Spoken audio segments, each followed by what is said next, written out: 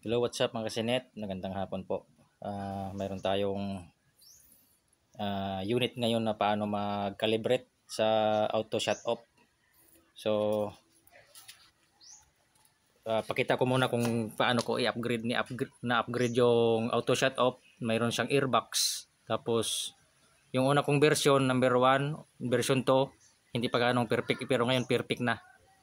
So, ngayon buksan na natin para makita yung pagka-auto fill, auto shut off. So nakabukas. So mayroon siyang adjuster. Pwede mong i-high. Ngayon subukan natin na i-low muna kasi naka-high yan. So pag nilawagan natin naka-low. I-low muna natin para makita natin yung adjust sa langis.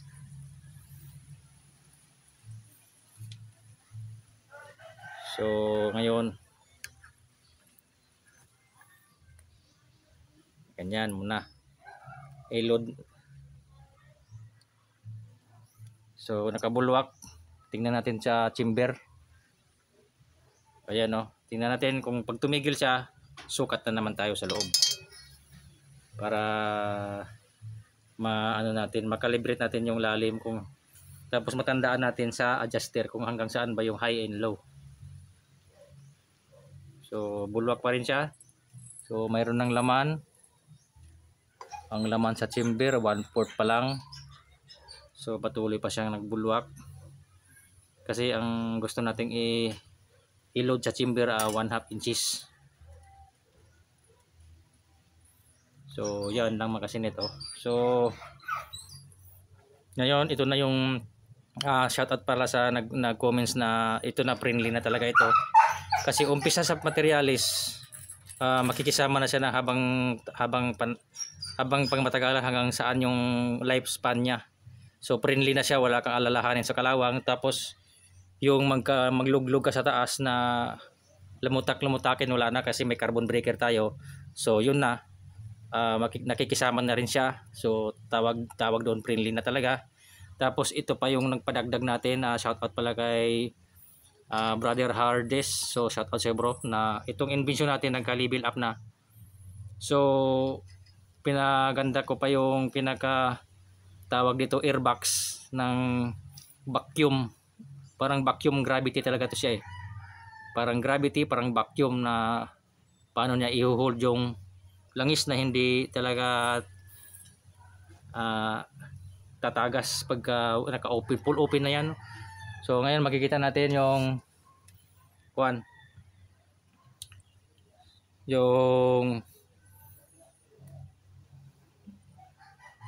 ang performance niya kung talagang auto talaga siya, off talaga siya.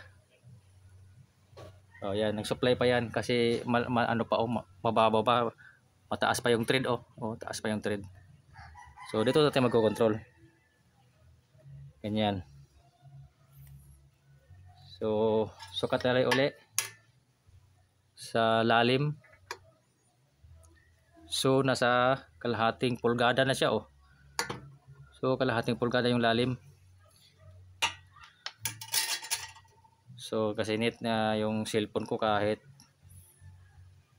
walang apoy yung kalan natin nag-auto shut off din Init kasi araw init sa araw kasi net nakabilad tayo ngayon sa araw ngayon kasi sa araw tayo magpakita para makita natin yung performance. Tingnan mo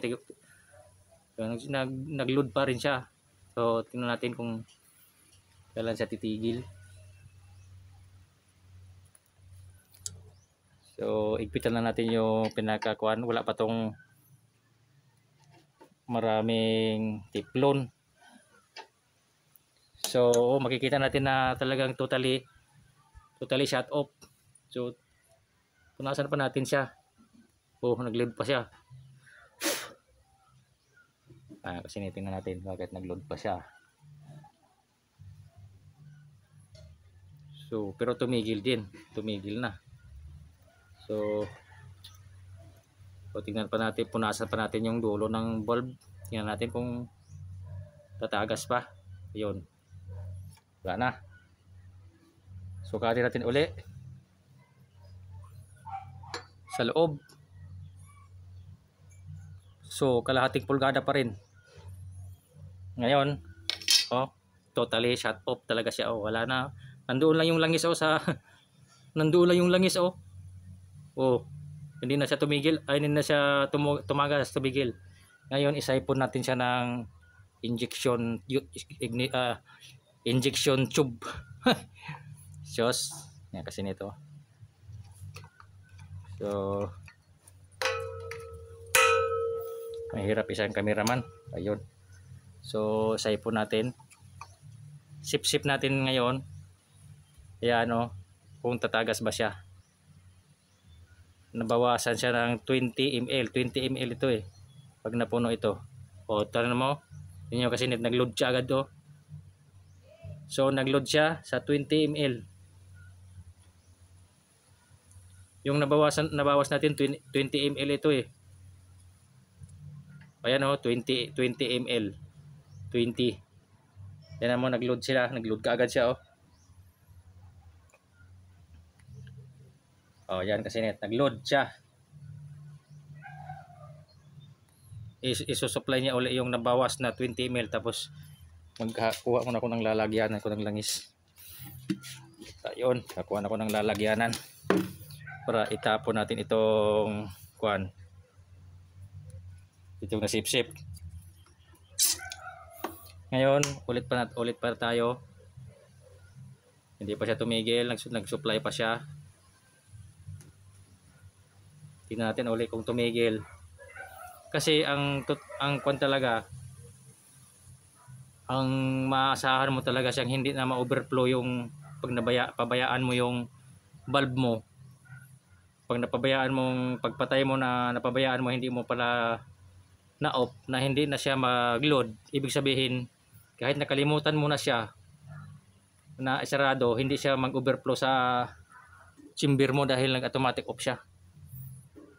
So, ganun ang ano natin, i-discover talaga natin na ganun yung kalagayan na kahit makalimutan mong i-off at tumigil talaga siya. Ngayon, tumigil talaga siya. Oh. So, ulit siya. Ulit tayo. Kukuha tayo ulit ng 20 ml. Ayan o, diba tumigil talaga siya. Oh. Wala talaga siyang patak. Ayan o, tinan yung dulo. So, ngayon, sisip-sip tayo ulit ng 20 ml.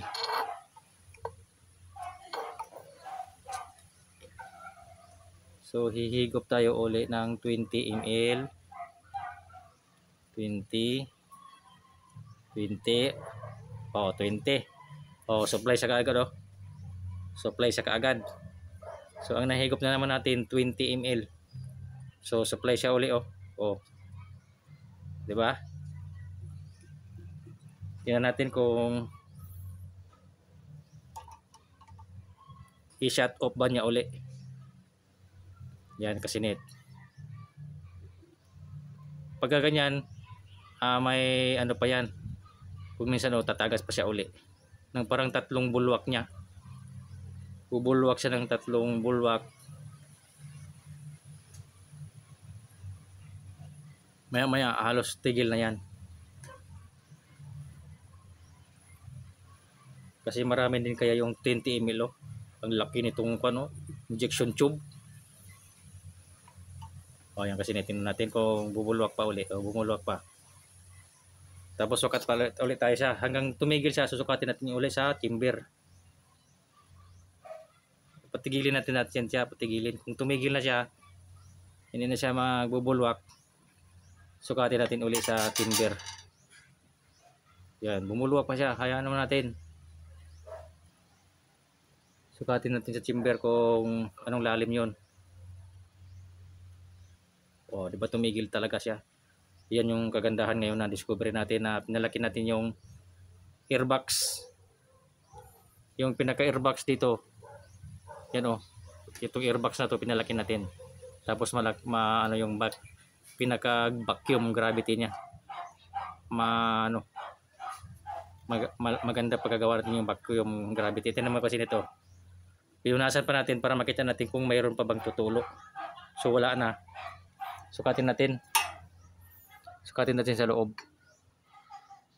So pagsukat natin, ang level ng langis 1/2 lang talaga siya, 1/2 lang. So tigil na talaga siya, totally tigil. Yun ang kagandahan ngayon.